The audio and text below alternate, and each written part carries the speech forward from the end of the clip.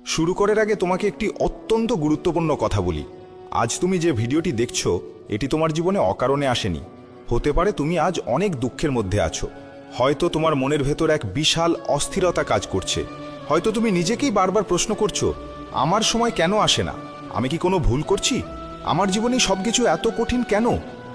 এখন চোখ বন্ধ করে একবার শান্ত মনে চিন্তা করো, জীবনের কতটা পথ তুমি একা পেরিয়ে এসেছো, কত জায়গায় হুঁচট খেয়েছো, কতবার ভেঙে পড়েছো, আবার কত জায়গায় তুমি বুঝতেই পারোনি কেন তোমার সাথে এমন নিষ্ঠুর আচরণ করা হচ্ছে।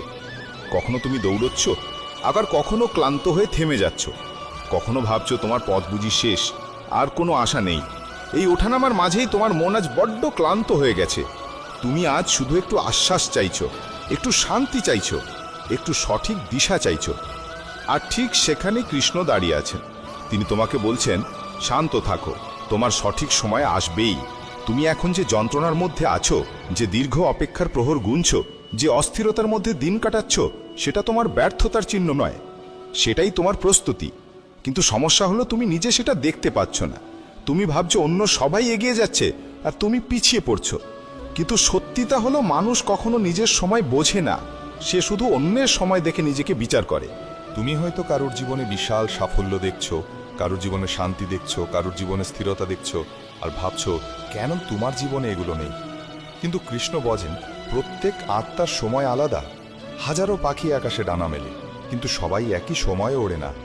কোন পাখি কখন আকাশে উঠবে তা আকাশ ঠিক করে না, পাখির ডানার শক্তি ঠিক করে দেয়।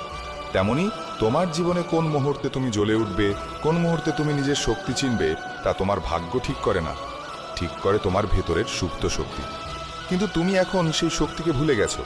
তুমি নিজেকে বড্ড ছোট করে দেখছো, নিজেকে দুর্বল ভাবছো।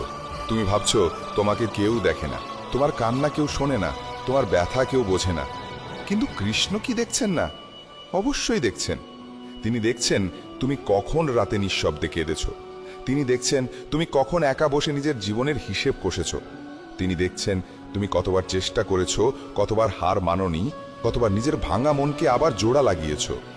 আর তিনি চুপচাপ হাসছেন, কারণ তিনি জানেন তোমার সঠিক সময় খুব কাছেই। মানুষ নিজের কষ্টকে শেষ ভাবলেও কৃষ্ণ সেটাকে শুরু ভাবেন। মানুষ নিজের দুঃখকে পরাজয় ভাবে, কৃষ্ণ তা প্রস্তুতি ভাবেন। মানুষ নিজের অপেক্ষাকে অপচয় ভাবে, আর কৃষ্ণ তার শক্তি সঞ্চয় ভাবেন। তুমি কি কখনো দেখেছো ঝড়ের আগে প্রকৃতি কতটা নিস্তব্ধ হয়ে যায়? সব গাছ চুপ করে দাঁড়ায়, চারপাশে একটা নীরব স্তব্ধতা নেমে আসে। এই নীরবতা মানে ভয় নয়, এই নীরবতা মানে বড় কিছুর প্রস্তুতি। তুমি এখন তোমার জীবনের সেই নীরব জায়গায় দাঁড়িয়ে আছো। তুমি ভাবছো কিছুই হচ্ছে না, কিছুই এগোচ্ছে না, সবকিছু থেমে গেছে। কিন্তু সত্যি হলো তোমার ভেতরে অনেক কিছু প্রস্তুত হচ্ছে, যা তুমি খালি চোখে দেখতে পাচ্ছ না। কৃষ্ণ বলেন, যে নিজের শক্তিকে সময় দেয়, সময় তাকে অসম্ভব শক্তি দিয়ে ফেরত দেয়। আজ তুমি যা চাইছো, সাফল্য, শান্তি, ভালোবাসা, সম্মান, স্থিরতা, এই সবই তোমার হবে, কিন্তু তার সঠিক সময়। এমন নয় যে তোমার কপালে নেই বা তোমার ভাগ্য খারাপ, শুধু সময়ের হাতটা এখনো তোমার কাঁধে এসে ঠেকেনি। আর মনে রেখো, কৃষ্ণ কখনো ভুল সময় দেন না। তুমি জানো কেন তুমি আজ এত অস্থির? কারণ তোমার ভেতরে এই ধারণা গেঁথে গেছে যে যদি এখন না পাই তবে কখনোই পাবো না। কিন্তু কৃষ্ণ বলেন, যা তোমার জন্য লেখা আছে তা ঠিক তোমার সময়ই আসবে, এক সেকেন্ডও এদিক ওদিক হবে না। তুমি ভাবছো তোমার জীবন থেমে গেছে, কিন্তু যেদিন তোমার সময় আসবে, একটা দরজা নয় 10টা দরজা খুলে যাবে। একটা পথ নয় 10টা নতুন পথ তৈরি হবে। একটা সুযোগ নয় অসংখ্য সুযোগ তোমার সামনে এসে দাঁড়াবে। কৃষ্ণ তোমাকে ধীরে ধীরে খুব যত্ন করে সেই সময়ের দিকেই নিয়ে যাচ্ছেন। কিন্তু তুমি যদি তাড়াহুড়ো করো, যদি নিজেকে নিয়ে সন্দেহ করো, যদি নিজের ভাগ্যকে অভিশাপ দাও, তাহলে তুমি পথটাকেই দেখতে পাবে না। একটা কথা মনে রেখো, বীজ যখন মাটির নিচে থাকে তখন কেউ তাকে দেখে না, কেউ তাকে সম্মান করে না, কেউ তাকে গুরুত্ব দেয় না। মানুষ শুধু দেখে বীজটা অন্ধকারে চাপা পড়ে আছে, কষ্টে আছে। কিন্তু কৃষ্ণ দেখেন সেই বীজটি একদিন ফুল হবে, ফল হবে, বিশাল অরণ্য হবে। তুমি এখন সেই সময়ের ভেতর দিয়ে যাচ্ছ। অন্ধকার আছে, কষ্ট আছে, চাপ আছে, কিন্তু এগুলো তোমাকে ভাঙছে না, এগুলো তোমাকে তৈরি করছে। জীবনে একদিন তুমি পিছনে ফিরে তাকাবে আর নিজেই অবাক হবে, ভাববে ওই সময়টাতে আমি যতটা খারাপ ভেবেছিলাম পরিস্থিতি ততটা খারাপ ছিল না। আসলে সেই সময়টাই আমাকে আজকের আমি হিসেবে গড়ে তুলেছে। কৃষ্ণের সময় কখনো তাড়াহুড়ো করে আসে না, আবার কখনো দেরিতেও আসে না। ঠিক সেই মুহূর্তে আসে যখন তুমি প্রস্তুত। আর সেই সময় এসে গেলে যা তোমার কাছে অসম্ভব মনে হয়েছিল তা সহজ হয়ে যাবে। যা মনে হয়েছিল তোমার জন্য নয় তা তোমার দিকেই ছুটে আসবে। যা থেকে তুমি বঞ্চিত হয়েছিলে তা দ্বিগুণ হয়ে ফিরে আসবে। তাই কৃষ্ণ শুধু একটা কথাই বলছেন, শান্ত থাকো, অপেক্ষা করো, আমি আছি। তুমি যত শান্ত হবে তোমার পথ তত পরিষ্কার হবে। তুমি যত ধৈর্য ধরবে তোমার সময় তত দ্রুত এগিয়ে আসবে। অস্থিরতা মানুষকে অন্ধ করে দেয়, শান্তি তাকে দূরদর্শী করে। তুমি আজ যেখানে আছো, কৃষ্ণ তোমাকে এখানে এনেছেন কোনো কারণ ছাড়া নয়।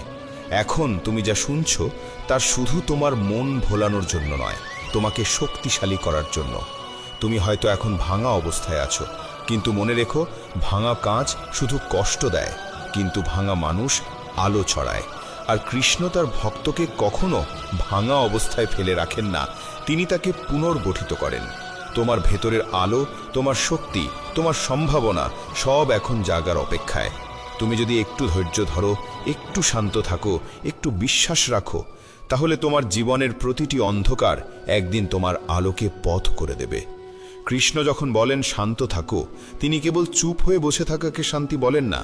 শান্ত থাকা মানে হলো মনের ভেতর এমন একটা শক্তি তৈরি করা যা ঝড়ের মধ্যেও তোমাকে স্থির রাখে। অনেক সময় তুমি বাইরে থেকে চুপচাপ থাকো, কিন্তু ভেতরে এক তুফান চলতে থাকে, আর সেই তুফানই তোমাকে দুর্বল করে, তোমাকে ভেঙে দেয়, তোমাকে তোমার সময় থেকে দূরে ঠেলে দেয়। তাই কৃষ্ণ প্রথমে চান তোমার ভেতরের তুফান থেমে যাক। তুমি যদি নিজের মনকে একটু শান্ত করো, একটু স্থির করো, তাহলে তোমার জীবনও ধীরে ধীরে সহজ হতে শুরু করবে। সমস্যা হলো তুমি নিজের সামনে যে বাধাগুলো দেখছো তাকে খুব বড় করে দেখছো। তুমি ভাবছো এই সমস্যাটাই তোমার জীবন শেষ করে দেবে, কিন্তু কৃষ্ণ বলেন যাকে তুমি ঝড় বলে ভাবছো তা আসলে তোমার পথ পরিষ্কার করছে। জানো, বড় নদী যখন সমুদ্রের দিকে ছুটে যায় তখন তার পথে কত কাদা, কত পাথর, কত বাধা থাকে, কিন্তু নদী কি থেমে যায়? নদী কি নিজের গতিকে দোষ দেয়? নদী জানে তার গন্তব্য অনেক দূরে আর তাকে পৌঁছতেই হবে। তাই নদী প্রতিটি বাধার সাথে যুদ্ধ করে, কখনো বাঁক নেয় কিন্তু কখনো থামে না। তুমি সেই নদীর মতোই। তুমি কখনো কখনো ভাবছো এত কষ্ট কেন, আমার পথ এত কঠিন কেন? কৃষ্ণ তোমাকে উত্তর দিচ্ছেন, কারণ তুমি স্রোতের বিপরীতে নও, তুমি ওপরের দিকে উঠছো। দুনিয়ার যে জিনিস নিচে পড়ে যায় তার কোনো চাপ থাকে না, কিন্তু যা ওপরে ওঠে তাকে সবসময় অভিকর্ষের চাপ নিয়ে উঠতে হয়।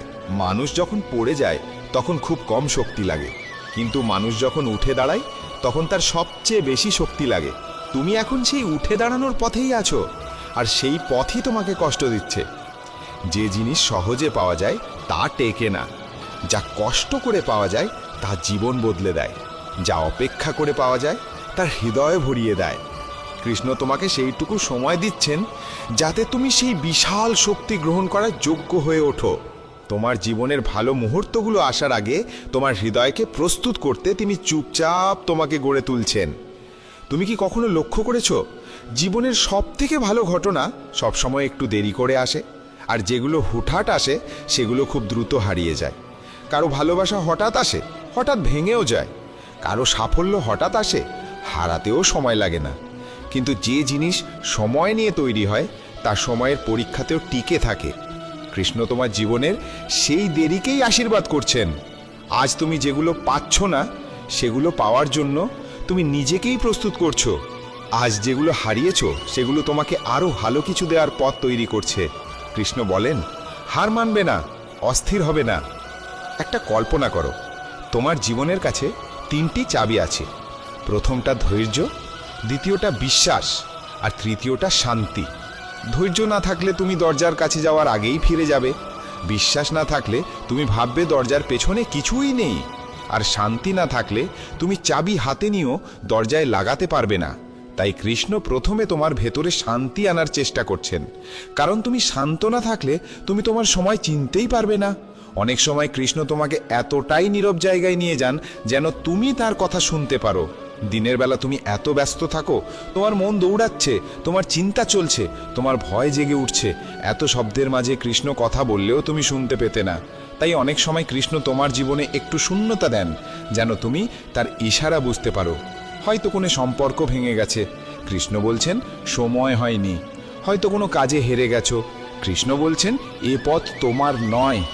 হয়তো অপমানিত হয়েছ, কৃষ্ণ বলছেন তোমার মান বাড়বে বলে তোমাকে এই অপমান সহ্য করে নিজেকে শক্ত করতে হলো।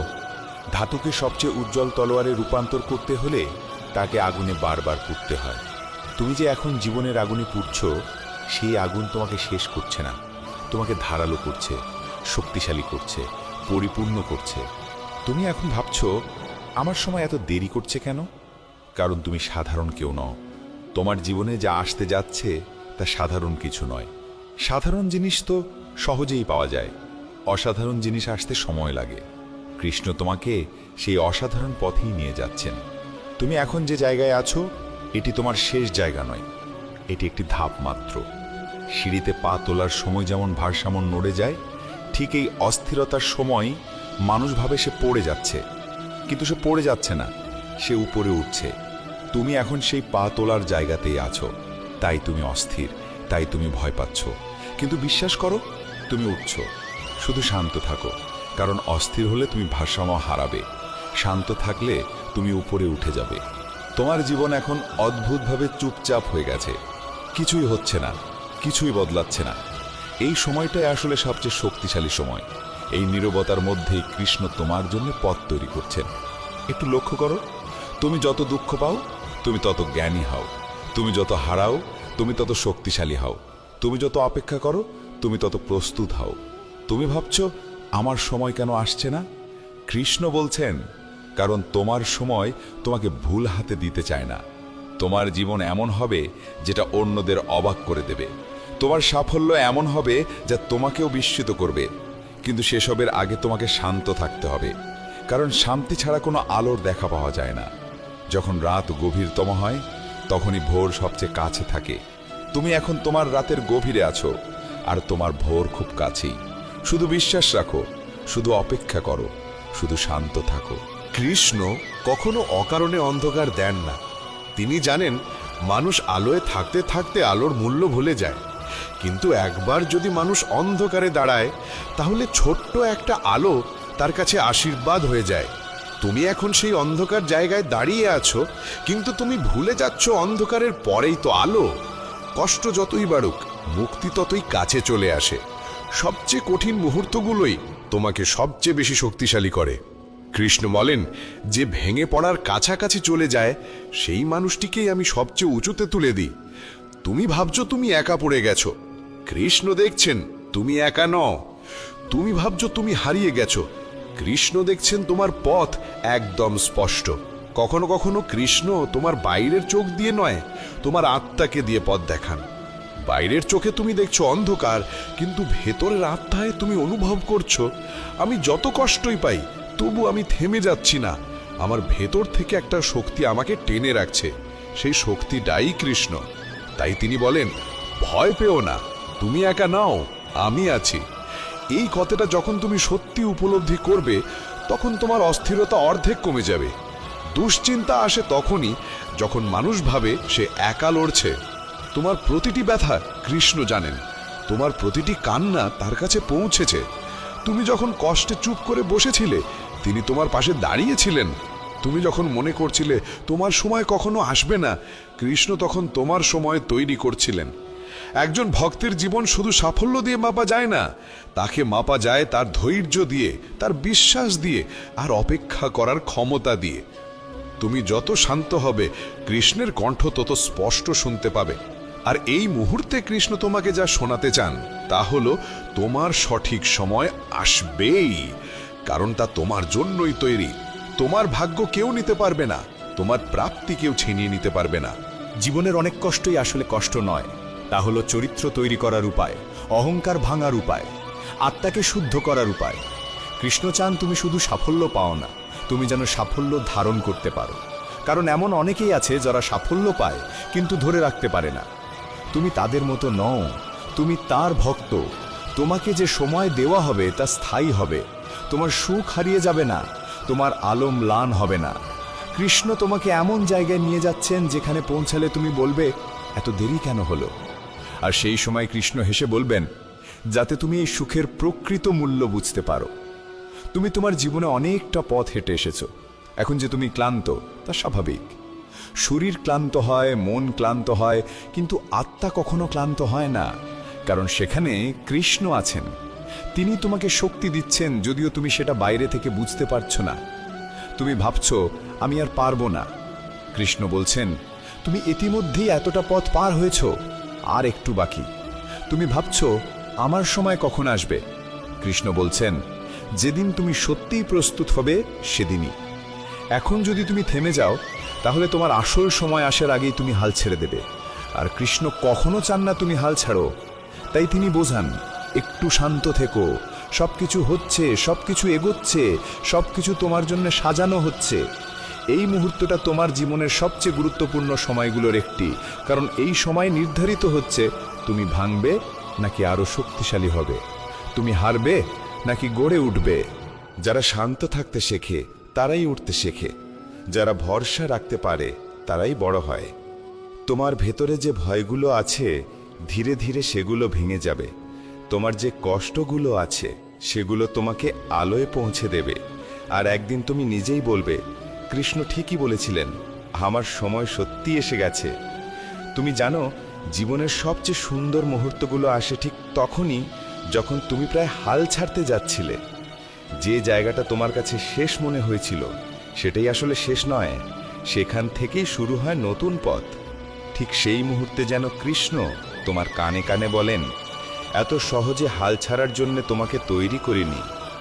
দুধ ফোটার আগেই যদি আগুন নিভিয়ে দেওয়া হয়, তবে দুধ ফোটে না। তেমনি জীবনের ফলও ফুটে ওঠে তখনই, যখন তুমি একটু অপেক্ষা করতে জানো, ধৈর্য ধরতে জানো, আর নিজেকে শান্ত রাখতে জানো। তুমি যত শান্ত হবে, তত স্পষ্টভাবে পথ দেখতে পাবে। কৃষ্ণ বলেন, চঞ্চল মন কখনো ঈশ্বরের কণ্ঠ শুনতে পায় না। তাই তিনি তোমাকে থামিয়ে দিচ্ছেন না, তিনি তোমাকে স্থির করছেন। কারণ স্থিরতা ছাড়া আশীর্বাদ গ্রহণ করা যায় না। আজ তুমি যে বদলে গেছো, সেটা তোমার ব্যথার উপহার। তুমি যে শক্ত হয়েছ, সেটা তোমার কান্নার ফল। তুমি যে পরিণত হয়েছ, সেটা তোমার যন্ত্রণার আশীর্বাদ। তাই ভয় পেও না, তোমার সময় আসবেই, তোমার আলো জ্বলবেই, তোমার দরজা খুলবেই। এখন শুধু একটু থেমে শোনো, কৃষ্ণ তোমাকে ডাকছেন। তিনি বলছেন, যা হারিয়েছ তা ফিরে আসবে, যা ভেঙেছে তা জোড়া লাগবে, যা দূরে গেছে তা তোমারই মঙ্গল ছিল। তুমি শুধু ধৈর্য ধারো, শান্ত থেকো, নিজের ওপর বিশ্বাস রাখো।